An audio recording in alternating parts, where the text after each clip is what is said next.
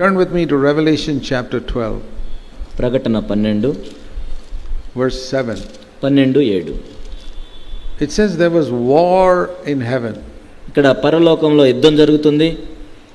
It's not in the third heaven, there's no war there. మూడవ ఆకాశంలో కాదు, అక్కడేం యుద్ధాలు ఉండవు. This is in the second heaven where the devil is. రెండవ ఆకాశం, అక్కడ సైతాన్ ఉంటాడు. There was a war there. అక్కడ యుద్ధం జరుగుతుంది. And Michael and his angels from the third heaven came down to fight with the dragon and his angels in the second heaven.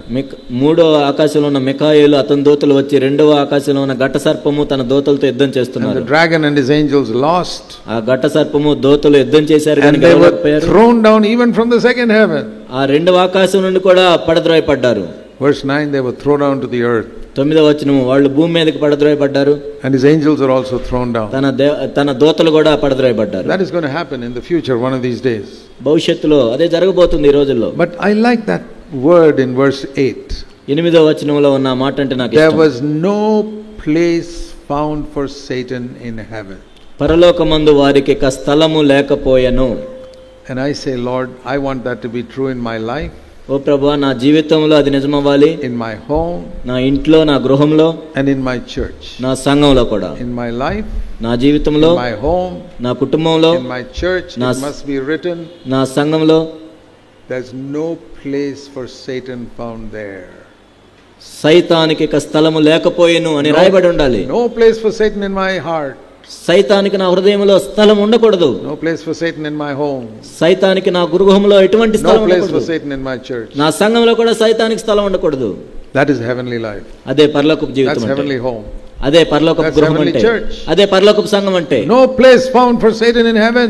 సైతానికి పరలోకమందు ఇక స్థలము లేకపోయెను. That is a heavenly life. అదే పరలోకపు జీవితం అంటే. So what does that mean? ఏంటి దాని అర్థం? What does it mean? There's no place for Satan found in my heart. నా హృదయంలో సైతానికి స్థలమే లేదంటే ఏంటి? No place for pride. గర్వానికి స్థానం లేదు. No place for jealousy. అసూయకి స్థానం లేదు. No place for grumbling, complaining. These are all Satan's habits. సనుగుళ్ళకి, గొణుకులకి, ఫిర్యాదులకి స్థలం లేదు. ఇవన్నీ కూడా సైతాన్ లక్షణాలు. If you allow these things into your heart, ఇవన్నీ కూడా నీ హృదయంలోకి వచ్చేటట్లు నువ్వు అనుమతిస్తే, you can say Satan has found place in your heart. నీ హృదయంలో సైతానికి స్థలం ఉంది. If you allow them in your home, నీ గృహంలోకి నువ్వు అనుమతిస్తే, you can say Satan has found a place in your home.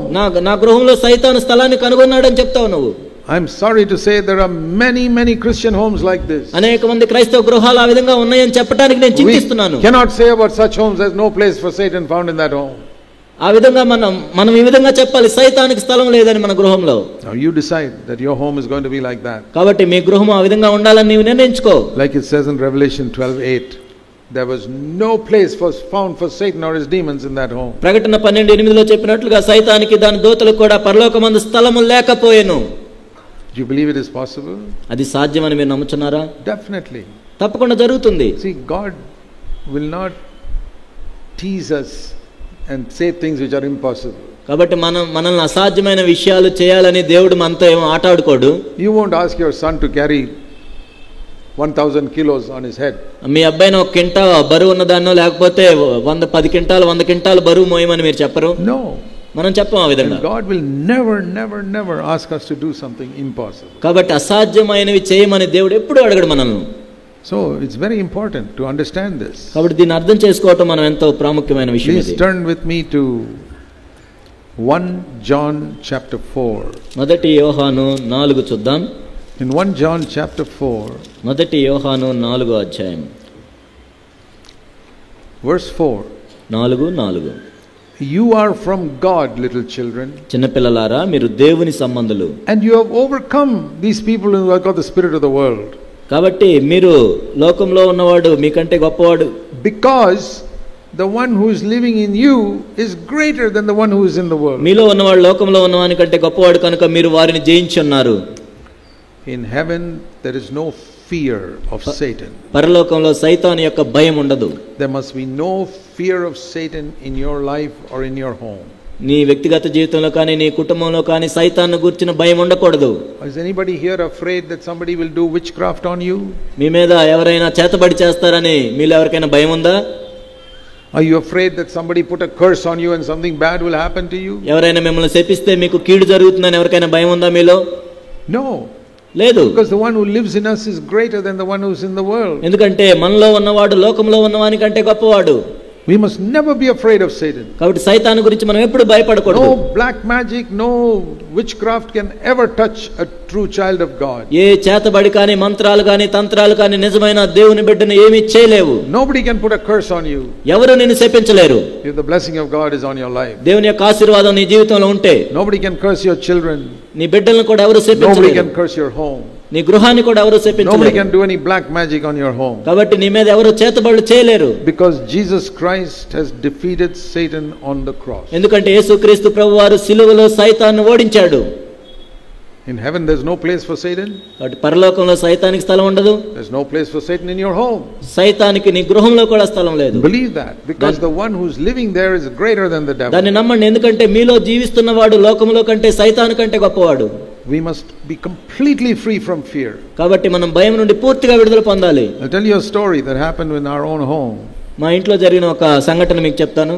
Many years ago when our children were very small. అనేక సంవత్సరాల క్రితం ఇది జరిగింది. మా పిల్లలందరూ కూడా చాలా చిన్నగా ఉన్నారు. In the next door house there was a non-Christian family where there was an old man who was sick. మా పక్కింట్లో క్రైస్తవేతరులు ఉండేవాళ్ళు. ఒక వృద్ధుడు ఉండేవాడు, అతను జబ్బు పడ్డాడు. So their religion, they had some belief that if they bring one witch doctor, వాళ్ళు ఏదో ఒక భూత వైద్యుడిని పిలిపించారు. ఆ నమ్మకాలు వాళ్ళకు ఉండేవి. they can transfer that sickness over the wall into next compound.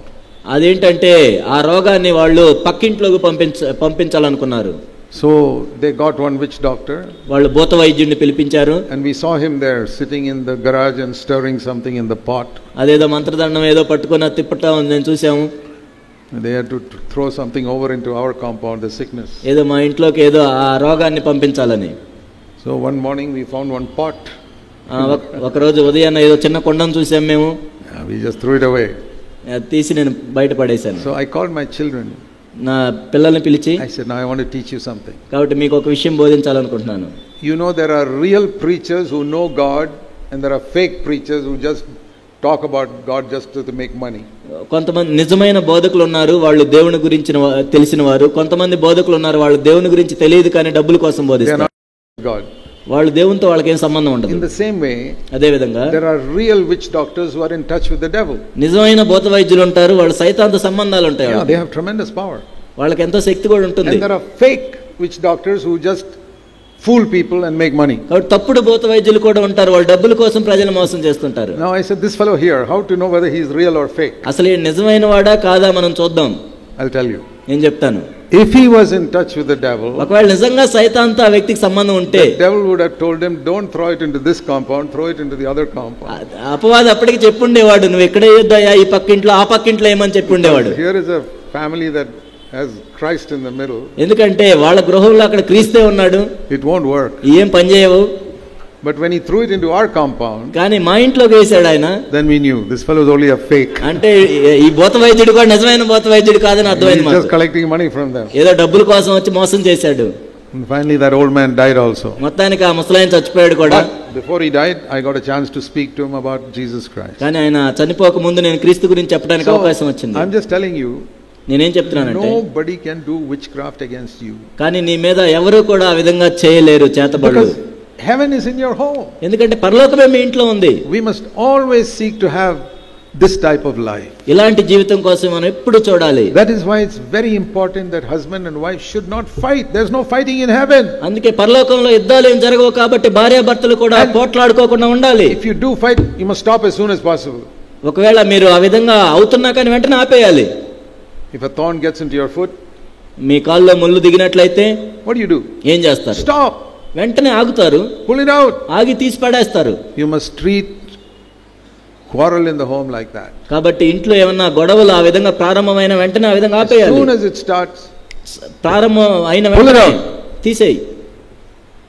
then Satan will have no place in your home. అప్పుడు సైతాను నీ గృహములో సైతానికి ఎటువంటి స్థలం ఉండదు. So I use an example for this. దీనికోసం ఒక ఉదాహరణ నేను వాడతాను. Supposing husband and wife are like this, two hands. ఉదాహరణకు భార్యాభర్తలు ఈ రెండు చేతులు వంటి వారైతే, and they are fighting. This is fighting. ఇప్పుడు ఇలా కొట్టినప్పుడు అది పోట్లాడుకుంటున్నారు మీరు. దాన్ని how to stop this fight? కాబట్టి ఈ పోట్లాట ఎలా ఆపాలి? One of them must say no. అందులో ఒక్కరు నేను రానని చెప్పాలి. Only one. ఒక్కరు చాలు. Either right hand or left hand. కుడి చేయో ఎడం చేయో. If one says no, I don't cooperate, no fight, లేదు లేదు నేనేమి రాను, నేనేం పోట్లాడనని బయటకు వస్తే then there's no sound. అప్పుడు ఇంకా శబ్దాలే ఉండవు. If it is this hand, okay. లేకపోతే ఈ చెయ్యి అయినా అయితే ఈ చెయ్యి కూడా ఏం చేయలేదు. So that is the way of peace. ఆ విధంగా మనకు సమాధానం ఉంటుంది. I say one person must die to himself. ఒక వ్యక్తి తనకు తాను చనిపోవాలి. Either husband or wife. భార్యో భర్తో. Or sometimes husband, sometimes wife. అయితే కొన్నిసార్లు భార్య కొన్నిసార్లు భర్త. There will always be peace in the home. ఆ విధంగా ఉన్నట్లయితే ఎప్పుడు కూడా ఇంట్లో సమాధానం ఉంటుంది. If both of you decide, మీ ఇద్దరు కూడా ఆ విధంగా నిర్ణయించుకుంటే, whenever there's a fight, one of us will die. ఒకవేళ మనకి ఎప్పుడు పోట్లాడ ప్రారంభమైన మనలో ఒకరు మరణించాలి. Can you take that decision? ఆ నిర్ణయం మీరు తీసుకుంటారా? Sometimes you may feel very strong and you're not ready to die. కొన్నిసార్లు మనకు అనిపిస్తుంది మనం బలవంతులంగా అనిపిస్తాము, మరణించడానికి ఇష్టపడం. Then the other person must die. అప్పుడు ఎదుటి వ్యక్తి అయినా మరణించాలి. If you cooperate like that, ఆ విధంగా మీరు ఒకరికొకరు ప్రోత్సహించుకున్నట్లయితే there will be peace. అప్పుడు సమాధానం ఉంటుంది.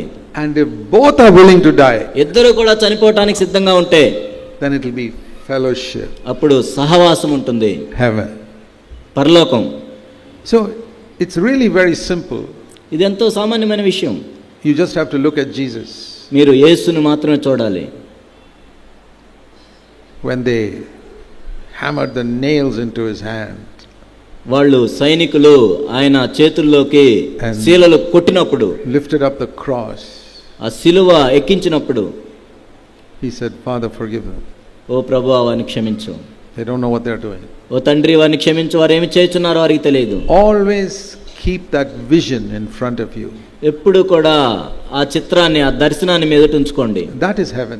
అదే పరలోకం అంటే. Where people are doing so much evil. అనేక మంది ఎన్నో దుష్ట సంబంధమైన కార్యాలు చేస్తున్నారు మీకు. And here was the atmosphere of heaven. ఇక్కడేమో పరలోకపు వాతావరణం ఉంది. You know what happened? మీకు తెలుసా ఏం జరుగుతుందో? Two people got converted. ఇద్దరు రక్షించబడ్డారు అక్కడ. One is that thief on the cross. ఒకరేమో శిలువ మీద ఉన్న దొంగ. He said, wow, I've never heard anything like this. అయ్యో నేను ఎప్పుడు కూడా ఇలా చూడలేదు ఎవరిని. This must be the Savior. ఈయనే రక్షకుడై ఉండాలి. Lord, remember me. ఓ ప్రభువా పరదైసులో I'm a guilty man. ఓ ప్రభువా నేను ఎంతో తప్పులు చేశాను. He went to heaven that day. ఆ రోజే పరదైసులోనికి వెళ్ళాడు. And one Roman soldier, అక్కడ రోమా శతాధిపతి, he heard this. దాన్ని చూశాడు. He's a idol worshipping heathen. ఆయనేమో విగ్రహారాధికుడు, అన్యుడు. He said, I've crucified many people, but I've never seen anybody like this. నేను ఎంతో మందిని సిలువ వేశాను కానీ నేను ఎవరిని ఈ విధంగా చూడలేదే. This is the Son of God. ఈయన దేవుని కుమారుడే. How did they get converted? ఎలా రక్షణ పొందారు వాళ్ళు? Was it because of some great sermon they heard? ఏదో గొప్ప ప్రసంగాలు ఏమైనా విన్నారు వాళ్ళు? They saw the atmosphere of heaven when one person said, Father, forgive them. తండ్రి వీరేమి చేయుచున్నారో వీరికి తెలియదు కనుక వీరిని క్షమించని ఒక వ్యక్తి చెప్పినప్పుడు వాళ్ళు పరలోక వాతావరణాన్ని